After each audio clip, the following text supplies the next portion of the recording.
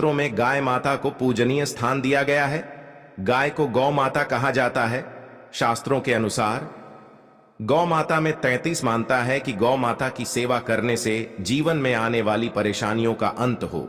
ज्योतिष में गाय से जुड़े कुछ अद्भुत तथ्यों और उपाय बताए गए हैं जिन्हें करने से मनुष्य के वास्तु दोष दूर होते हैं।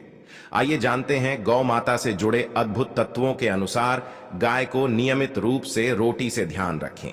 जब भी भोजन बनाएं तो एक साथ प्लेट में पहली रोटी रखें। इसके बाद अगर घर में गए हो तो उसे खिला दें या जो भी गए बाहर दिख रही हो उसे खिलाएं।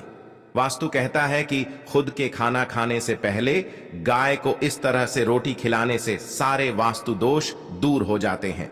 घर में जब भी पूजा पाठ या शुभ कार्यों का आयोजन करें तो उसमें गाय के दूध का ही पंचामृत बनाएं।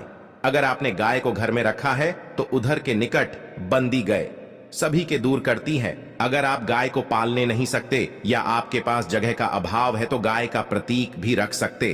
ध्यान रखें कि इसे हमेशा दक्षिण पूर्व दिशा में रखना चाहिए। ऐसा करने से एकाग्रता में वृद्धि होती है। शिक्षा और व्यवसाय में आ रही सभी परेशानियां एक एक करके दूर होने लगते हैं। गौ माता को चारा खिलाने से 33 कोटि देवी देवताओं को भोग लग जाता है। माता की सेवा परिक्रमा करने से इंसान भय मुक्त हो जाता है। वह मिलता है। वह माता की पीठ पर एक उभरा हुआ माता की पीठ पर हाथ फेरने से रोगों का नाश होता। जिस व्यक्ति के भाग्य की रेखा सोई हुई हो तो वह व्यक्ति अपनी हथेली में गुड़ को रखकर गौ माता को जब से चढ़ाई गौ माता की जीभ हथेली पर रख गुरु को चाटने से व्यक्ति की सोई हुई भाग्य रेखा खुल जाती है। गाय के गोबर से बने हुए उपलों को रोजाना घर, दुकान, मंदिर परिसरों पर धूप करने से वातावरण शुद्ध होता है और सकारात्मक ऊर्जा मिलती है। दोस्तों, अभी तक आपने है गौ माता की जय न लिखा हो तो जरूर प्राप्ति हो। दोस्तों, गाय की पूंछ में हनुमान जी का वास होता है।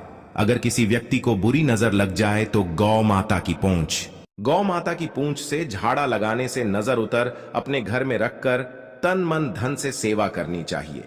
ऐसा कहा गया है जो तन मन धन से बढ़ता है तो वह उसकी सारी मनोकामनाएं पूरी करती है।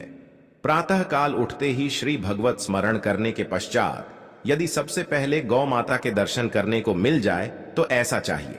यदि रास्ते में गांव आई हुई दिखे तो उसे अपने दाहिने से जाने देना चाहिए। जो गौ माता को मारता है और सताता है या किसी भी प्रकार का कष्ट देता है उसकी 21 पीढ़ियों नरक में जाती है। वह के सामने कभी पैर करके बैठना या सोना नहीं चाहिए।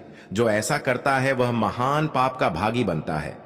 गौ माता को घर पर रखकर कभी भूखी प्यासी नहीं रखना चाहिए। नहीं गर्मी में धूप में बांधना चाहिए, ठंड में सर्दी में नहीं बांधना चाहिए। जो गाय को भूखी प्यासी रखता है उसका कभी श्री नहीं। नित्य प्रति भोजन बनाते समय सबसे पहले गाय के लिए रोटी बनाने चाहिए और नीत या प्रदाजत ठंडा जल भरना चाहिए। ऐसा करने से मनुष्य उतर जाती है। गाय इस ब्राह्मण को दान देना चाहिए जो वास्तव में गाय को पाल और गाय की रक्षा सेवा करें।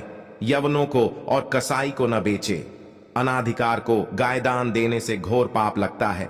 गाय को कभी भी भूलकर अपनी जूठन नहीं खिलानी चाहिए। जगदम्बा है, ये जूठन खिलाकर कौन सुखी रह सकता है। दोस्तों,